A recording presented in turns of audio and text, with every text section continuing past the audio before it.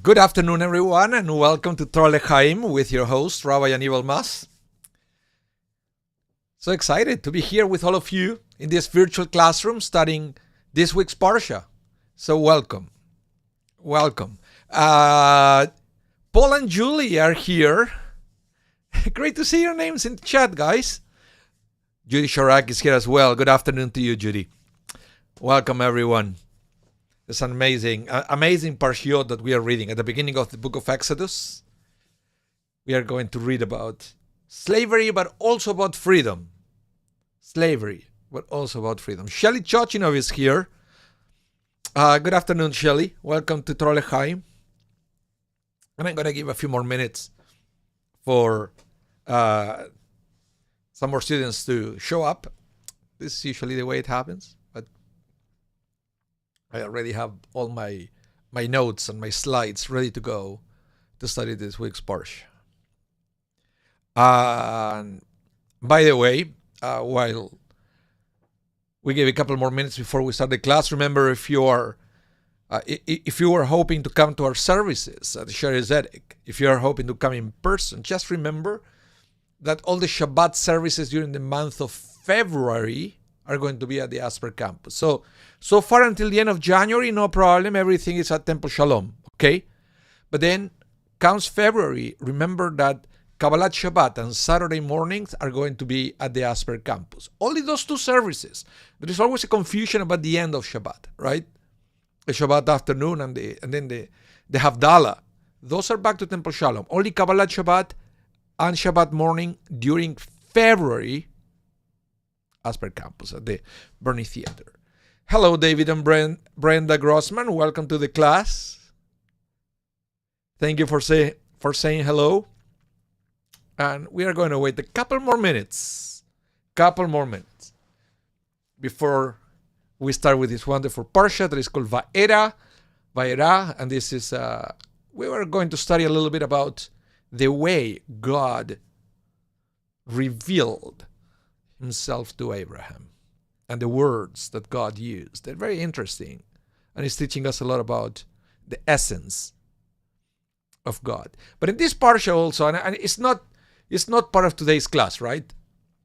It's not part of today's class, but you should know that it's happening. In this parsha, we are going to read the 4 verbs of deliverance. These are prominent during the Passover Seder. There are 4 verbs. And I can't remember now for the top of my head these 4 verbs. But and I will take you, and I will bring you, all that. There are 4 verbs. That's why we have 4 cups of wine and 4 questions and 4 everything. It's coming from this week's Parsha and the way God promised Moses about freedom. Okay? So it's a good thing. It's a good thing. Okay, we should start with today's class. Let's see the way God reveals himself to Moses. Okay, let's go. Okay, here we have the first verse that I want to share with you, and this is the very beginning of the parsha, by the way. Very beginning of the parsha. And it said, Karen Farkas, welcome to the class. He said, God spoke to Moses, okay? And he said to him, so God said to Moses, I am Adonai. I appeared to Abraham, Isaac, and Jacob as El Shaddai, although I did not make myself known to them by their name. Adonai, or Yud Hey Vav Hey. So, hello, CJ. Welcome to the class. So, what happened here is, and we have to understand a few things. And this will be good information for all of you whenever you want to read the Bible, okay? Especially when you read it in Hebrew. You probably heard the name Adonai being used a lot during the Torah readings. For example, Vaera Adonai, El Moshe Leimor, one of the most common phrases of the Bible. Okay, the fact that we use the name Adonai is because we don't really know how to pronounce the special name of God mentioned in the Bible. When I say the special name, I'm talking about the 4 letters name. 4 Hebrew letters. Yud, Hey, Vav, Hey. Let me say it again. Yud, Hey, Vav, Hey. If you see it here, I will edit my. There you have it in Hebrew on my slide, right? Even if you don't read Hebrew, you can probably see that there are 4 letters plus the 2 dots at the end. The 2 dots at the end, that's not part of the Hebrew, that's the end of the verse. Okay? So, because we don't know how to pronounce that name anymore, used to be the only time that name used to be pronounced in the right way was by the high priest once a year during the Yom Kippur. And everybody was yelling, was shouting, so there was no recollection of what was the right pronunciation. And because the Hebrew in the Bible doesn't have vowels, so we don't really know. And we don't want to mess up, we don't want to make a mistake. So what we do is every time that we read in the Torah those 4 letters, we are going to be using another of the names of God that the Torah mentions.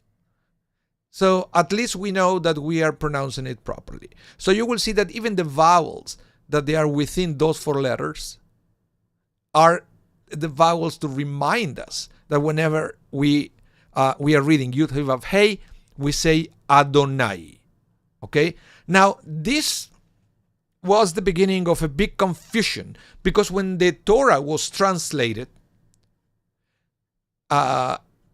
whoever translated the Torah decided to keep the phonetics of that word with the vowels of Adonai. So basically, if you have Yud Hey Vav Hey, you see, as I have it here, I will show you what happened. The letters that the rabbis added were, the vowels were a little E, then they added a little O, and they added a little A. How does it read? Yehovah or Jehovah. Have you ever read that name? We have in these days a religion, the Jehovah Witnesses. Well, the thing is, the name of God, Jehovah, doesn't really exist. It's a mixed up between 2 different concepts. One is the written name, and the other one is the vowels that they were added, so the Hebrew reader will be aware that he or she needs to use a different name of God, that is Adonai. Okay? I wanted to make you aware of this because it's interesting how this was taken out of context so many times, and many people still refer to God as Jehovah, which is not a thing, at least not in Hebrew. Okay? When we read the Torah, we say Adonai, and the original pronunciation is unknown. It may have been Yahweh or something. There are some theories, but it's not Jehovah at all. Okay, so going back to the text, God spoke to Moses and said to him, I am Adonai. Okay? So in the same verse, we have 2 different ways to refer to the name of God. At the beginning it said, God spoke. In the Hebrew is Vayedaber Elohim. Elohim is one of the names of God. Vayedaber Elohim el Moshe. Vayomer elav ani Adonai. So it's almost like Moses knew about the name Elohim, but now God is saying to Moses, the name of Elohim is Adonai. This is my name.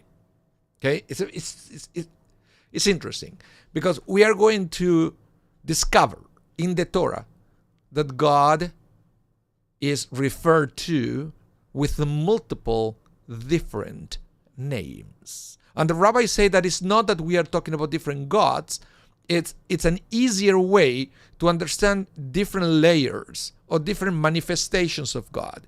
So it's more convenient for us in specific situations to use specific name that it will help us focus into one single aspect of God.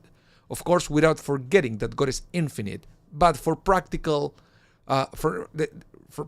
terms, it's easier sometimes to use a name that it will define God in a specific way. If you have any comments about this, I would like to hear it in the chat, okay? Because it's This is a very interesting thing. Very interesting. So, for example, in the same verse, Elohim and Adonai, and immediately after, the Torah said, and there is one more name, and it's the name that Abraham, Isaac, and Jacob know me, says God, and that was El Shaddai. Okay, and the verse says that Abraham, Isaac, and Jacob knew God as El Shaddai, and did not know God as Adonai. You follow me? So it's almost like God said to Moses, Moses, you are the first one to learn this about me, says God. Okay? Hello, I'm Paro Goldman. Welcome to the class. So, this is fascinating because if you go back and read the Torah in the book of Genesis, God did appear to Abraham, Isaac, and Jacob as Adonai. So how can the book of Exodus says that they didn't know the name Adonai? Let's try to understand this dilemma that we have when we read this verse. So, Rabbi Yaakov Menken is going to help us understand what's going on here. So the 4 letters name of God, Yahweh or Yud Hey Vav Hey, appears many times throughout the book of Genesis. That's what I just told you, right? So the name of Adonai appears many times. Rashi explains the verse that not say Lo Hodati, I did not tell them, but rather Lo Nodati, I was not known to them. Obviously, our forefathers knew God's name. But as Rashi continues, they were never given the opportunity to recognize God's full nature. In what regard, they could not see how reliable and truthful God is, because they never saw God fulfill the promises God made to them concerning the promises that God made to them concerning their descendants. So, let me explain what's going on here if you haven't understood. Okay? So, in other words, it's not that Abraham, Isaac, and Jacob didn't know the name Adonai. What they didn't know is the full extent of what that name means. Because what we are going to learn here is that every time God is using a different name in the Torah, is going to imply a different aspect. Something different is going to happen. So, it seems to imply here, for the words of Rashi, that the word Adonai, the name Adonai, is a name that is representing truth, and is representing the fulfilled promises. Shelly Chachinov, you said the different names, the various aspects of God. Yes, correct. Clyde, you said, do you have an idea when the Nekudot added to God's name? Yes and no. But I mean, that was when the Torah was codified. I had to search it. When exactly was that it was standardized by the rabbis. It's called a specific age of rabbinic development that is called the Masoretic times, when the rabbis actually decided everything about the Torah. They decided the end of the verses, the end of the chapters, right? And all details like that, including the Nekudot. Oh, by the way, this is very interesting, because when the rabbi had to do that, the legend goes that they needed to collaborate with Karaite Jews. And that the Karaites are the ones who rejected the Talmud. Okay? They considered themselves Jewish. For some rabbis, they are Jewish. For some others, they are not. But what happened is the Karaites, they rely only on Torah to know what to do as a Jew. They don't have the Talmud. They don't have oral law. So their level of knowledge of Torah was was undiluted, because the rabbis have to split their time into studying Torah and studying Talmud. The level of expertise of every single detail of the written Torah could never be compared to some other person that all they do is to study the written Torah. So back then, they collaborated to try to figure out all these details in the Torah. All these details. So, and by the way, my understanding is the Karaites, they do argue that they know how to pronounce the four letters of God, which is, I will let you to do your own research if you wanna see. But they believe they don't use Adonai when they pray. They use different names. Okay, but we rabbinic Jews, we use the name Adonai. So let's try to better understand the names used in this parsha. Okay, the Ibn Ezra and the Rambam maintain that El Shaddai refers to the powerful God of creation and nature who revealed himself to the patriarchs without changing the natural order of the universe. Yahweh, or Adonai, changed the natural order of the universe in the plagues and the splitting of the Red Sea in order to free the Israelites from Egyptians' servitude. So what we have here is El Shaddai, or Elohim. Can you feel that it's the same root, El? The names of God that involve the El are referring to a God of nature. So every time the Torah uses that name, it's not referring to a personal God. It's referring to a universal God. The name Adonai is referring to a personal God. In the sense that, for example, here, the name Adonai is used with this personal God that is personally overseeing everything that happens to Moses and to the Jewish people. You see, but it's not that they are two different gods, they are two different perceptions of God. We believe that God is in control of nature in general. Also, almost like a God is in charge of keeping nature natural, if that makes sense.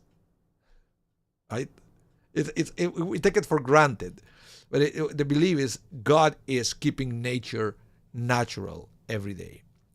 But at the same time, we believe that God is not just like someone or something keeping nature, but also someone that is close to us. Elohim, the feeling is something that is detached and far.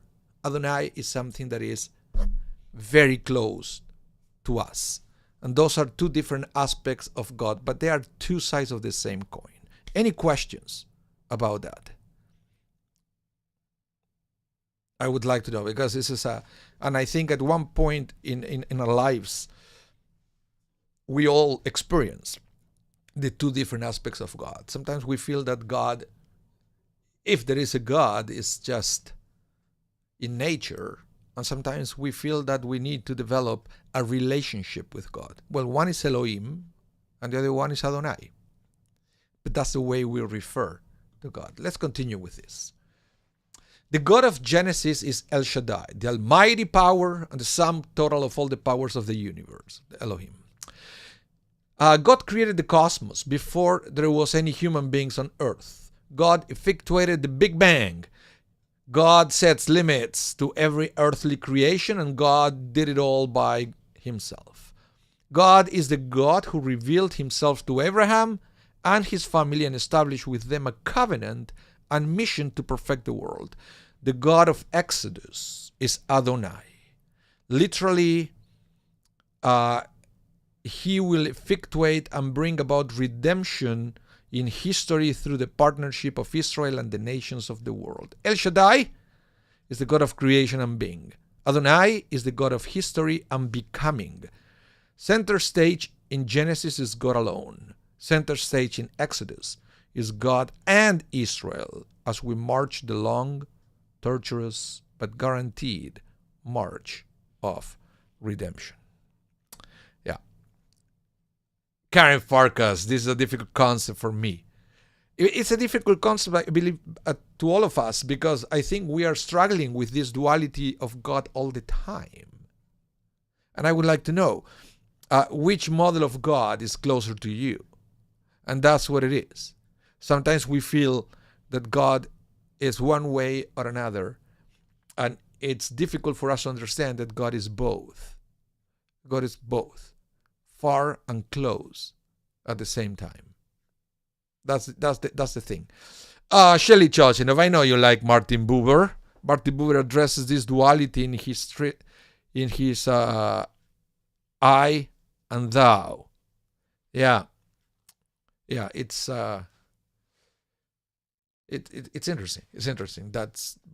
But you should know that there are many different names of God mentioned or within Jewish tradition, right? Let me think a few of them that we use. We use, for example, sometimes Hamakom, which translates as thou place. And that's the name we use when we bring comfort to mourners. Hamakom yenachem etchem. May God comfort you. But the word we use is Hamakom. We also use Harachaman, the one full of mercy. We also use Hashem sometimes, the name, when we don't want to use the name, the official names of God, if you may. Because these names, El Shaddai, Elohim, and Adonai, are what we call the official names of God, and they have different levels of sanctity that, for example, saying Hashem, the name, that is something that the rabbis use when they don't want to use the name of God. Clyde, you say, so these two aspects of the same entity, correct? Yes, correct. It's correct, but it's almost like saying that Abraham, Isaac, and Jacob they couldn't understand certain aspects of God. They couldn't understand the God that is personally overseeing the history of Israel. Why? The rabbis will explain here, as I read before, because they never saw the promises fulfilled. So they never understood that aspect of God. But Moses now have the opportunity to continue the story of Abraham, Isaac, and Jacob as the one who is witnessing the fulfilling of the prophecies. Because God said to Abraham, yeah, your descendants are going to be slaves. But even Jacob died before that happened. Yeah, he was in Egypt, but he wasn't a slave.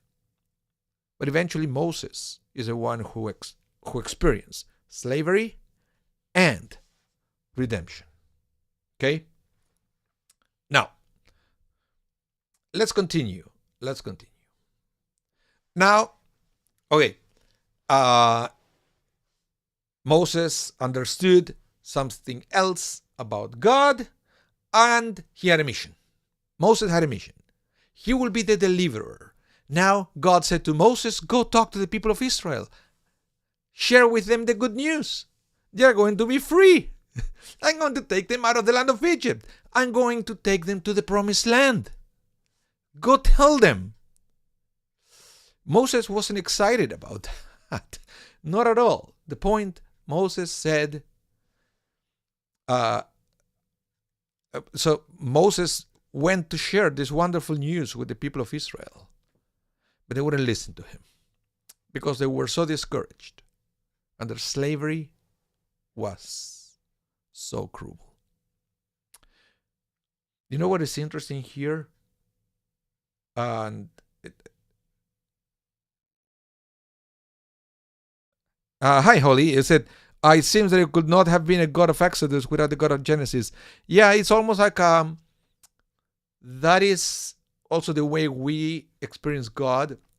That sometimes it's easier to understand a general God, a God that is in charge of nature.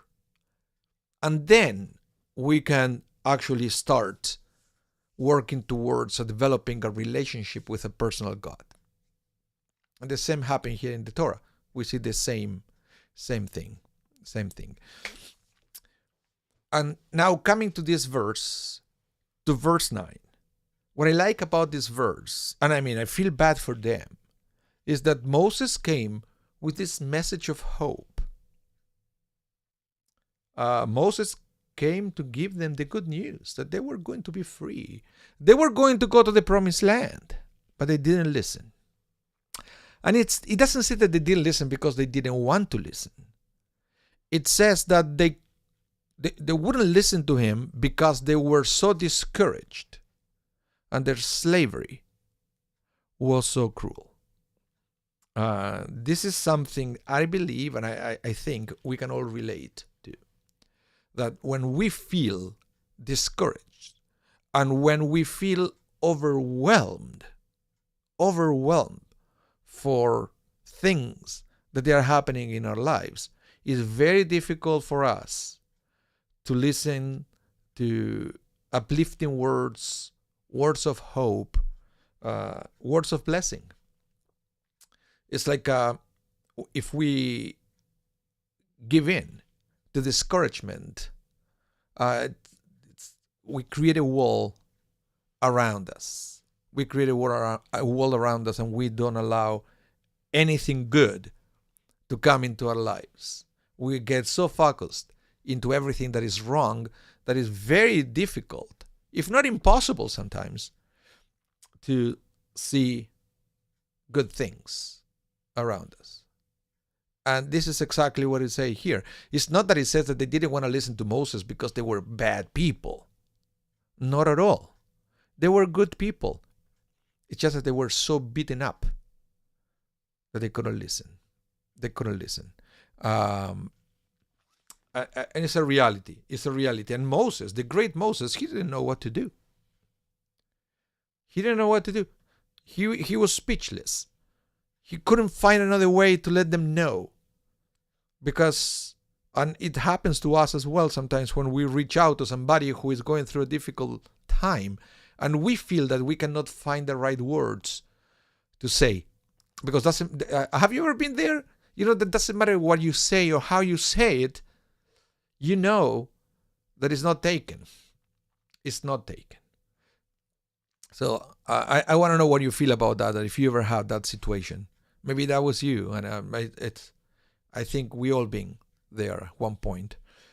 Now, the Rambam said this is exactly like this. It said, it says, because they were so discouraged and their slavery was so cruel, not because they didn't believe in God and God's prophecy, but they just couldn't pay attention to God's words because of the pressure from the hard work. Yeah.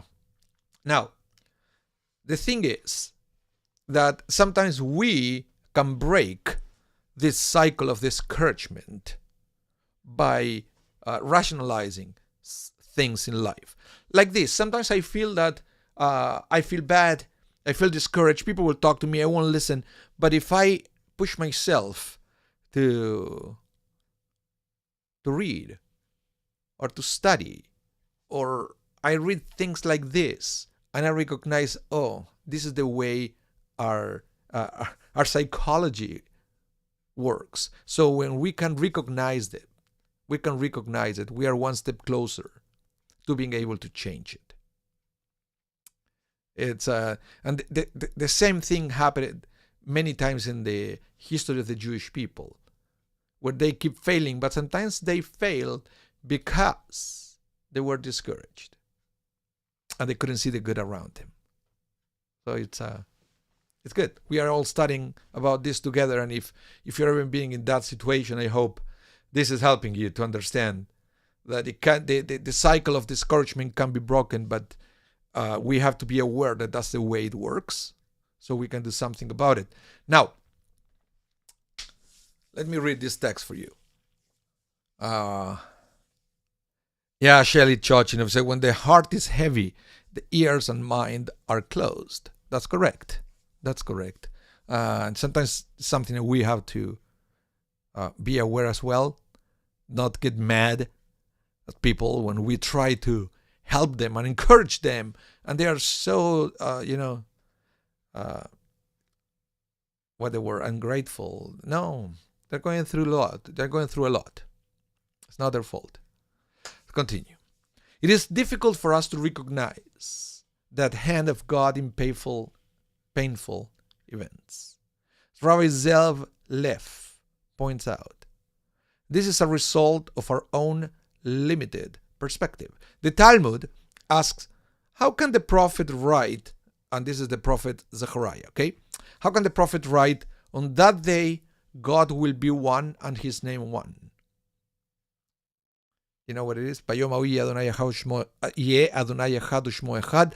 is from the Aleinu. We sing it every day in our prayers.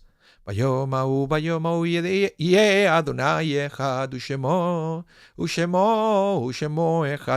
from the book of Zechariah. On that day, it's talking about the days of the redemption of the world. On that day, God will be one and his name one. Are God and his name not one right now? The answer is that in reality, everything that God does is good. But in our current circumstances, we are unable to recognize this. We can't. It's impossible. We distinguish between the blessing, Hatov ve'hameitiv, who is good and does good, that we say upon receiving good news, versus the blessing that we say upon bad news, Dayan Haemet, the true judge. In the world to come, that means when we die and we go to the other world. In the world to come and in the Messianic era, we will recognize that these are one and the same. So basically the two blessings, the blessing for the good and the blessing for the bad.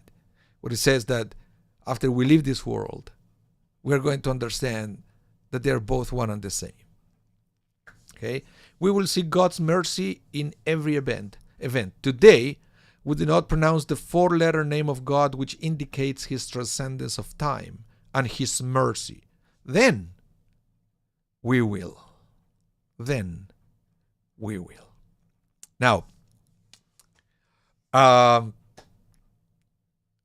this is very interesting that the rabbis understand that naturally for us to see the good in everything, it's impossible.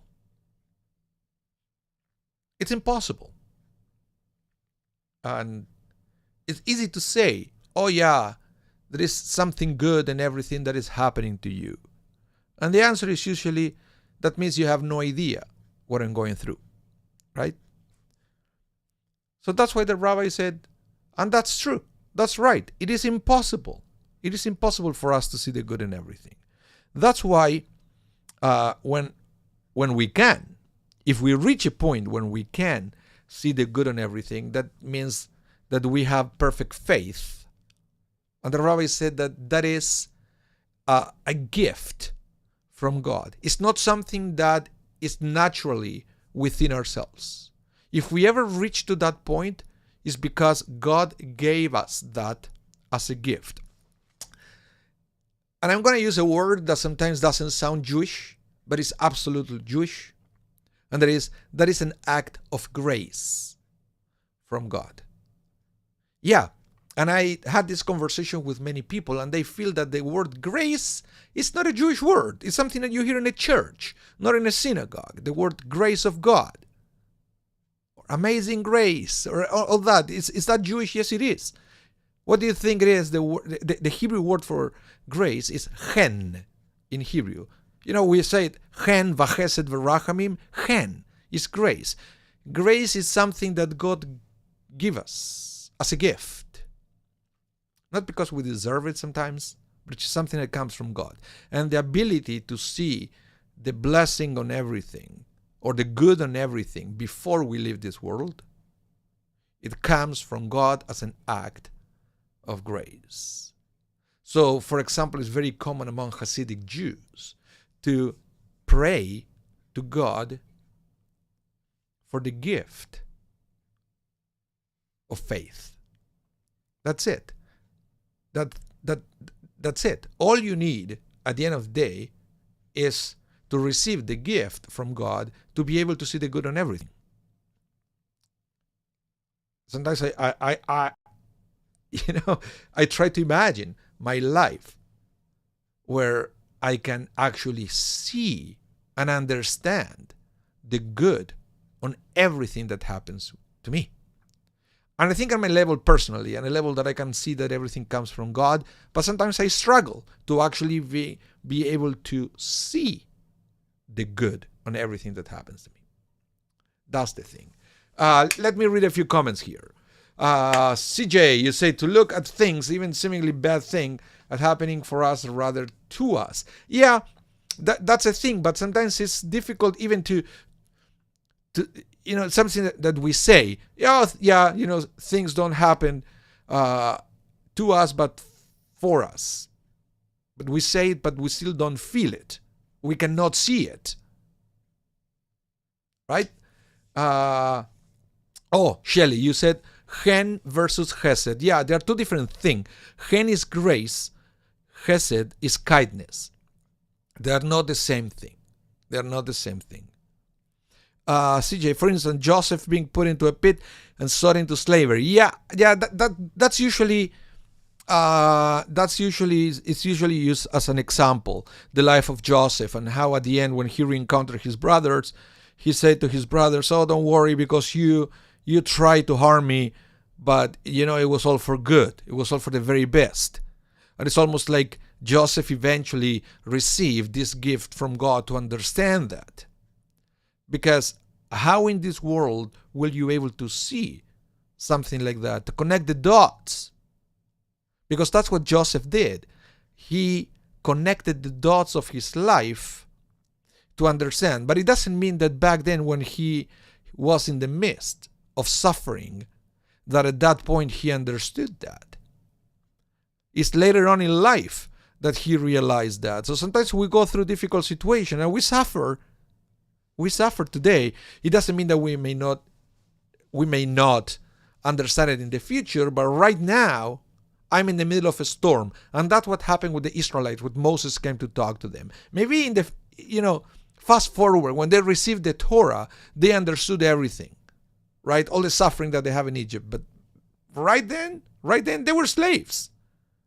They still had the scars fresh on their backs, so they couldn't listen to Moses. I had to suffer with this whip every day, and you come to talk to me about the goodness of God. What is the goodness on everything that I'm going through? Sometimes that's life. That we don't know. We cannot see where is the good in things that happen to us, right? And that's the natural thing.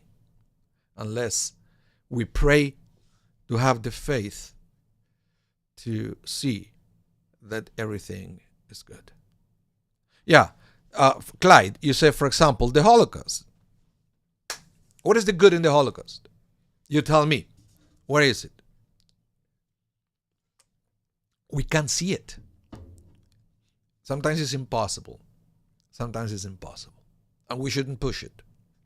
Because if one day we may learn to find spiritual peace about the Holocaust, trust me, it's going to come as a gift from God, not as a natural thing that happened within us.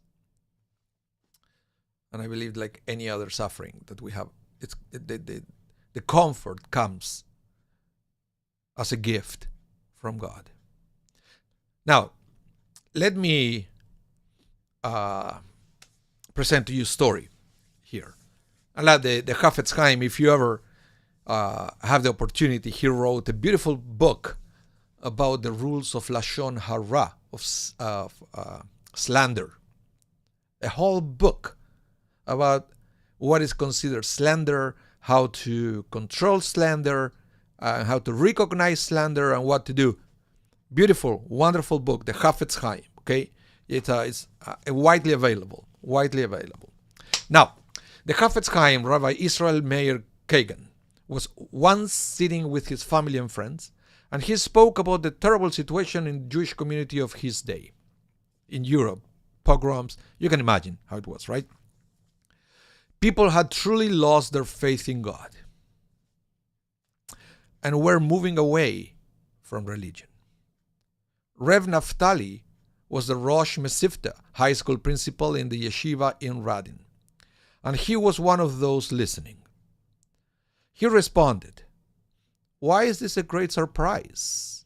Even in Egypt, when the Jews still remembered their forefathers and also knew that the exile would only last 400 years, they were nonetheless so disheartened by the sheer amount of work placed upon them that they lost hope.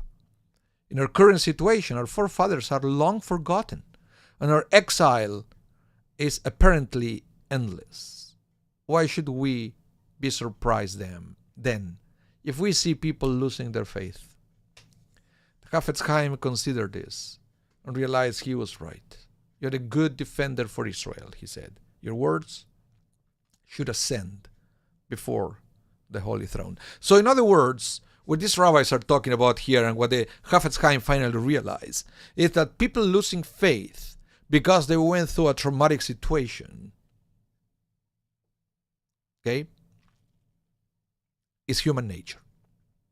That is human nature. I said, what can you expect from a human being right now? Look back in Egypt, what the Torah is saying. These people that they were still under the influence of Abraham, Isaac, and Jacob, right? They probably the father or grandfather, they met Jacob, and they're still already losing faith. So what can we expect? The only difference that we have, or the only advantage that we have that they don't have, is this is something, by the way, that Rabbi Moshe Feinstein, one famous rabbi from the 20th century in the United States, what he was saying is our advantage is the writings of the rabbis. They didn't have it back then.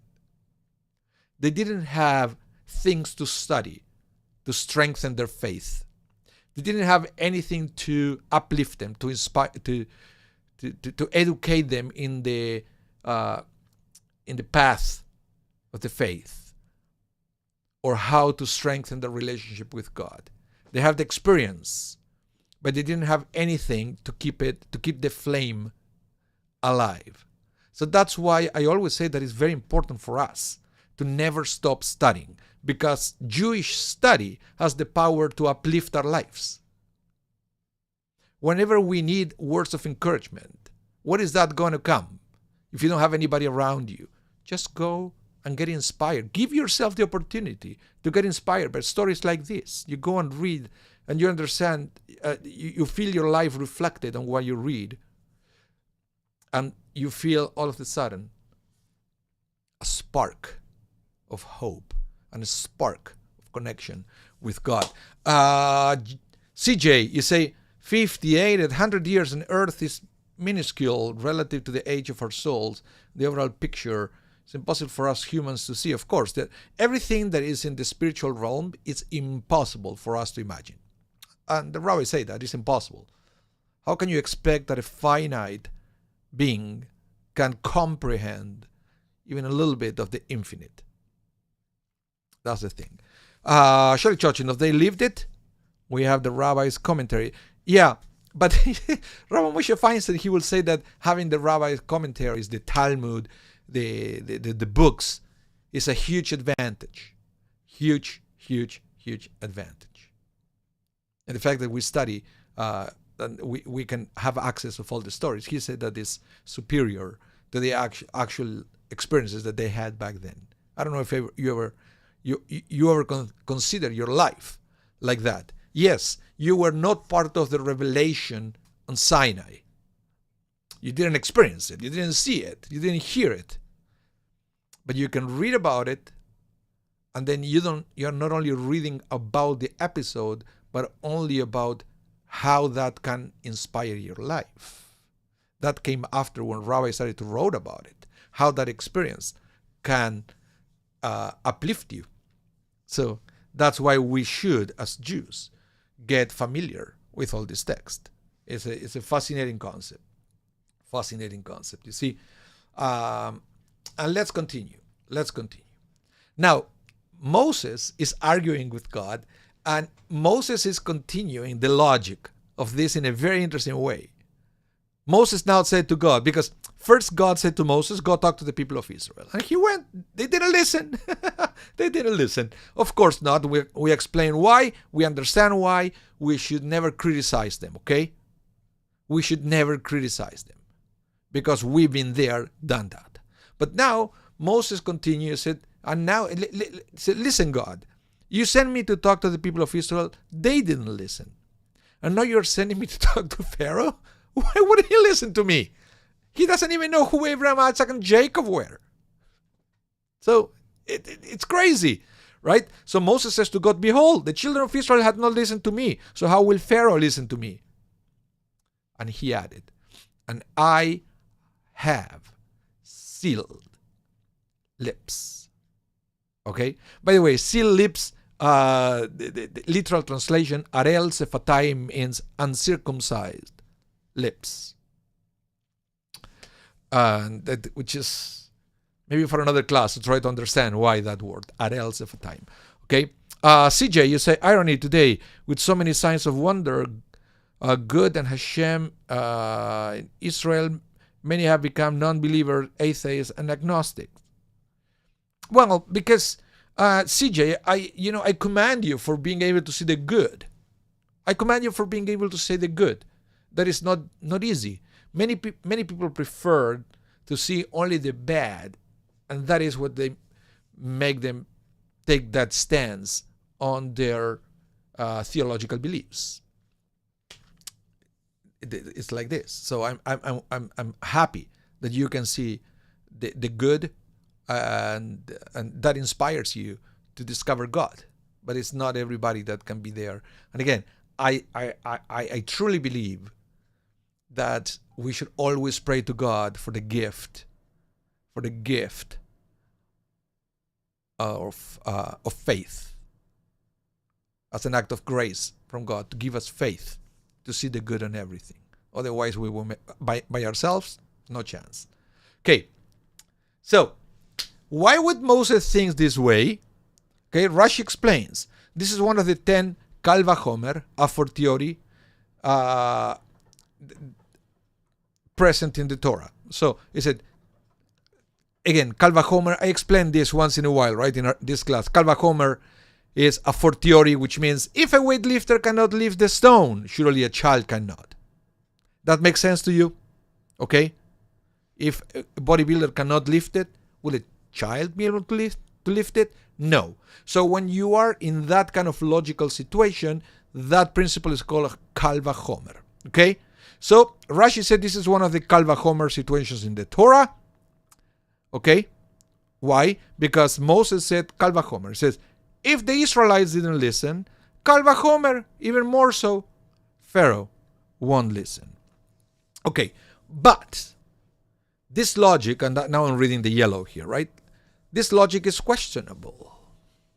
The Torah says that the reason the Israelites did not listen to Moses was because they were so discouraged and their slavery was so cruel. Inasmuch as Pharaoh was not a victim of such oppression, perhaps he might listen. Don't you think so? Do you agree that maybe Moses' logic is flawed, right? That they are two. It's like what's the expression in English? Apple and oranges. That's what it is. Apple and oranges. They're two different things, right? Two different things. So let's try to explain Moses' argument. Okay. Moses knew that Jews inherently believe. However, the suffering of hard work and the evil treatment of Egyptian masters tainted their faith. You see? Hardship taints our faith. Never forget that. But hard work alone does not taint faith. This is only when it is exasperated by the torment of the taskmaster and the cruel taunts. How much more so, he figured, Will Pharaoh be inattentive of the command that Hashem is in charge and the Jews should be let free? If hard work stains the thought process, blocking the beauty of Hashem's word to filter through, how much more so does the idolatry and heresy of Pharaoh impede them from penetrating? So what Moses is talking about here is that his logic is it's related to our capacity to block our connection with God. So with Moses logic is, if hard work and tragedy is blocking our connection with God, even more so, living a life of idolatry and heresy, where you voluntarily sever your connection with God. And he says, you see, the Israelites had that connection severed because of external circumstances. Pharaoh had it severed because he wanted to do it. So, let's continue. We look at Hashem's creation. We go to synagogue. We hear Musar. You know what Musar is? We hear words of ethics and morals. We read the prophets, but somehow it does not get through. The words are beautiful. Those who hear them can be inspired, but so many impediments block our vision and our hearing, our lifestyles, our desire, even our work. If we open our eyes, we will see so much holiness, which is beautiful. But Pharaoh purposely refused to do that. Why? Because he thought he was God.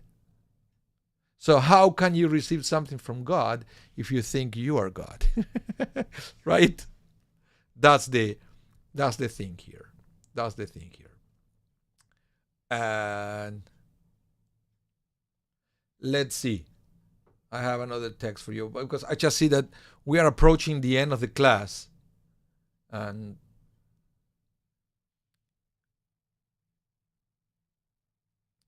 CJ, you said freedom of religion alone, considering worldwide history, is miraculous. Well, you see, we understand in Judaism that the freedom of religion it's important. The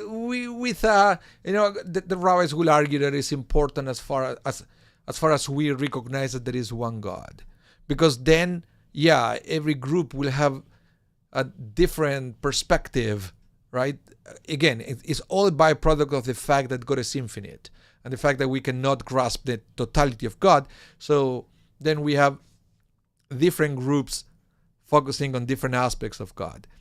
And that was always recognized in Judaism.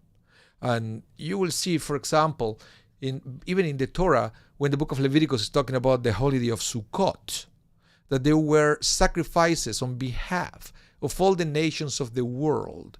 So we were always always wishing them well, and with certain limitations. There were certain limits, certain things that they are deal breakers, but in general, we accept different ways of understanding of God. And you know what?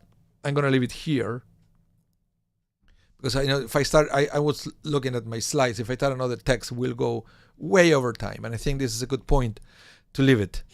And Karen Farkas, you say, we often look, but do not see. We listen, but we do not hear. Yes, it's what the rabbi, I can't remember which rabbi I just read. I think it was Rabbi Kamenetsky, that he's talking about a filter. And sometimes it's good to recognize what is the source of that filter. Is it your ego that is filtering? Sometimes it's not an ego at all. Sometimes the filter comes from real external circumstances, right? Real external circumstances. We should never minimize things that happen to us and the capacity that they have to sever our connection with God. But sometimes, like the case of Pharaoh, comes from ego. If all we try to do in life is to replace God, then how can you connect with God if you are God? You know what I mean? That's the thing.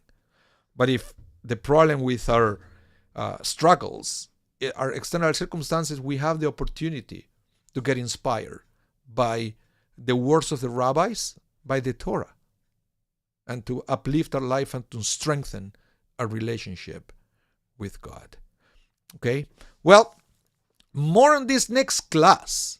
Next class we're going to continue, because remember, this week's Parsha also includes the first 7 plagues, all the way up to hail. And then next week is going to be the last 3 and the beginning of the Exodus. So don't miss that one. We're going to be here, God willing, studying all that. So until then, I want to just to thank you, thank you all. I want to say thank you all for coming out, for connecting this afternoon so we could study together. And remember, this class is going to be rebroadcasted tonight at 8 p.m. Central Time. If you missed part of this class, tune in. 8 p.m. The entire class was recorded. It's going to be rebroadcasted at 8 p.m. And please give us the thumbs up if you're on Facebook, on YouTube. Always like that. Share it if you want with a friend, with somebody that you feel may need a few words of encouragement. And yeah, you can always share this class. Have a wonderful rest of your day. Please stay safe and hope to see you soon. Bye, everyone.